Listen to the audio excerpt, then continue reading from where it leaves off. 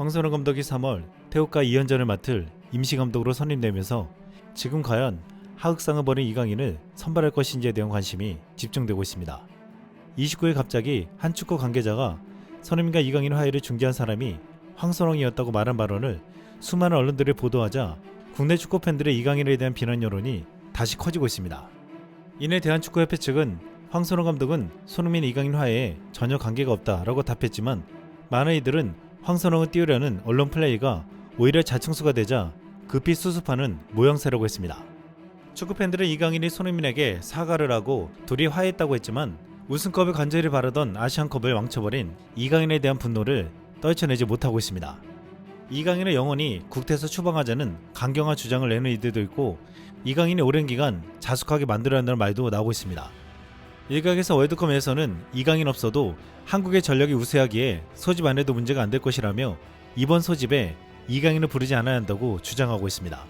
하지만 이강인을 지지하는 팬들은 이번 아시안컵에서 이강인의 활약이 팀 전력을 크게 향상시켰다며 이강인을 다시 소집해야 하고 논란이 되었지만 사과했으니 다시 기회를 주자고 말하고 있습니다. 이들의 주장은 이강인이 없으면 한국 대표팀은 안 된다는 식이었습니다. 하지만 지금 이강인이 없어도 아무런 문제가 없다며 지금 유럽에서 놀라운 재능이라 평가받는 선수가 이를 대체할 것이라는 말이 나오고 있습니다. 이강인이 아시안컵 이후 PSG로 복귀한 뒤 2경기 연속 호평을 받자 자신의 자리를 잃을 것이라는 평가까지 나오고 있습니다. 이강인은 아시안컵 복귀 후 치른 2경기에서 모두 선발 출전하고도 호평을 피하지 못했습니다.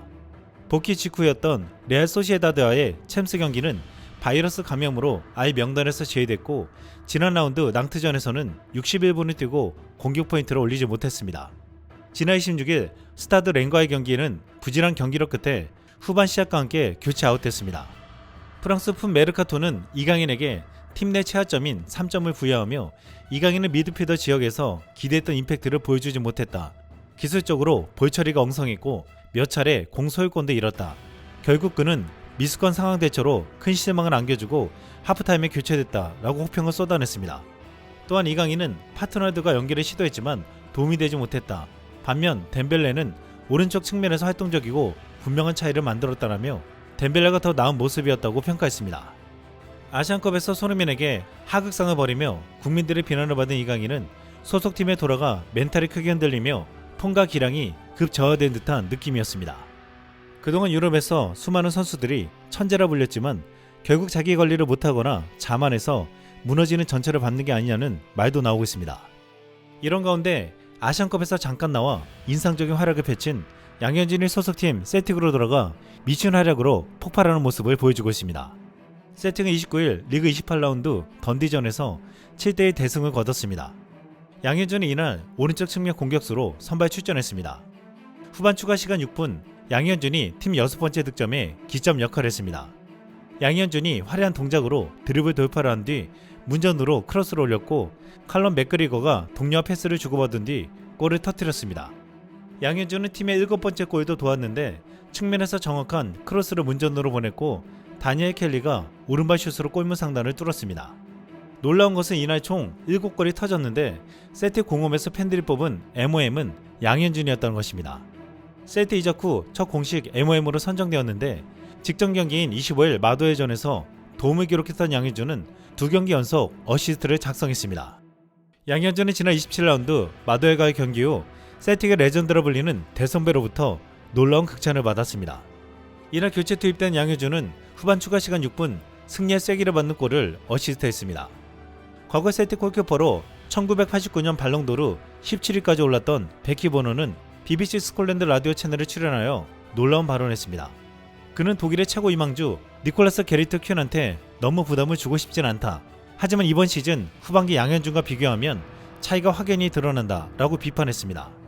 셀틱은 지난 1월 라피드 빈에 350만 유로 한화로 약 51억 원을 주고 독일의 희망주 니콜라스 게리트 퀸을 데려왔는데 양현준보다 거의 2배를 주고 데리고 온 퀸보다 양현준이 더 낫다고 평가한 것입니다. 실제로 베키 보노는 노골적으로 양현준이 퀸보다 훨씬 낫다라는 표현까지 사용했습니다. 양현준은 K리그에서 가장 기대가 큰 유망주였으나 처음으로 국내 팬들에게 널리 알려진 경기는 지난해 7월 열린 토트넘과 K리그 맞대결에서였습니다. 양현준은 토트넘과 맞붙어 과감한 전진과 드리블, 돌파 등을 통해 팬들의 박수를 받았습니다. 전반 막판에 양현준은 페널티 박스 안으로 드리블하며 들어가 토트넘 수비진을 혼비백산하게 만들었고, 환상적인 바디 페인팅을 통해 문제없는 에릭 다이어를 완벽하게 속인 뒤 슈팅을 시도하기도 했습니다. 팬들과 전문가들은 이 정도면 당장 EPL 등 유럽에 가서도 통할 수 있을 것 같다며 놀라워했습니다. 지난 아시안컵에서도 피파는 양현준을 주목해서 보았습니다. 피파는 올림픽을 열망하는 아시안컵 스타 5명에 한국의 양현준을 손꼽았습니다. 여기에 양현준을 두 번째로 적시한 피파는 한국 국가대표팀에서 유명한 드리블러는 손흥민과 황희찬이다.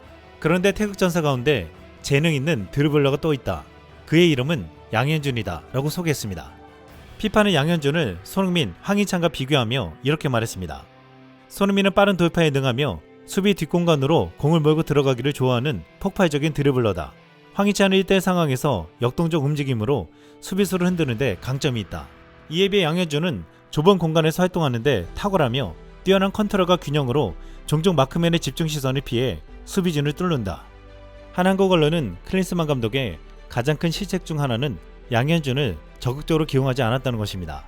이렇게 피파에서까지 숨은 보석이라 칭했고, 아시안컵 8강 호주전 패색이 짙어지던 후반 40분에 들어가 특유의 드리블 기술을 앞세워 호주의 밑집 수비를 부수며 팀의 활기를 불어넣은 선수가 바로 양현준이라고 했습니다. 양현준은 상대 문전, 수비 앞에서도 드리블을 시도하며 날카로운 크로스까지 선보였습니다. 양현준의 활약으로 한국은 페널티킥을 얻어냈고, 황희찬이 1대1 동점을 만들고 연장전에서 손흥민의 골로 승리했습니다. 양현준은 8강전에서 분명 숨은 영웅이었습니다. 이강인의 학상을 벌이자 고차급 선수들이 4강전에서 이강인을 제외해달라고 했을 때 클린스만은 이강인을 고집하지 않고 양현준을 넣었어야 했다고 말했습니다. 이강인은 경기에 나와 일부러 손흥민에게 패스하지 않았다고 의심받을 만큼 경기를 망쳤는데, 양현준은 이전 경기들에서 거의 뛰지 않아서 체력이 남아도는 상황이었습니다. 그리고 일부 팬들은 탁구 3인방이라 불리는 이강인, 서령우 등과 양현준은 비슷한 또래라 잘 어울렸지만 탁구 3인방이 문제가 되었을 때 양현준은 이 무리에 끼어있지 않았다며 평소의 겸손한 태도를 엿볼 수도 있다고 했습니다. 한 국내 언론은 29일 양현준, 이강인 대신 태국전 선봉 만나 라는 제목으로 기사를 보도했습니다. 이강인에 대한 부정적인 여론이 커지고 황희찬이 29일 경기에서 햄스트링 부상을 당했습니다. 아시안컵에서 측면 공격수로 나섰던 이강인과 황희찬이 나란히 어려움을 겪으며 이를 타개할 수 있는 선수는 양현준이라고 했습니다. 그동안 한국 대표팀 좌측면에는 황희찬, 이재성이 있지만 우측에는 이강인 외에는 바꿔줄 선수가 없다고 했습니다. 하지만 이제 양현준이 그 자리를 완벽하게 대체할 것이라고 말하고 있습니다. 이상 쓸망이었습니다.